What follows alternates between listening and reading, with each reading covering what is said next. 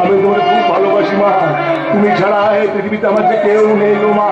ও মা, তোমার চাঁদ সেই 30 বছর ধরে জেগে আছে মা।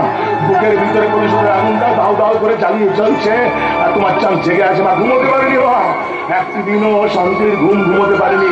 দেবে মা, আর তোমার আঁচল সে শীতল স্নিগ্ধ ছায়ায় আমাকে একটু শান্তির ঘুম ঘুমোতে দেবে।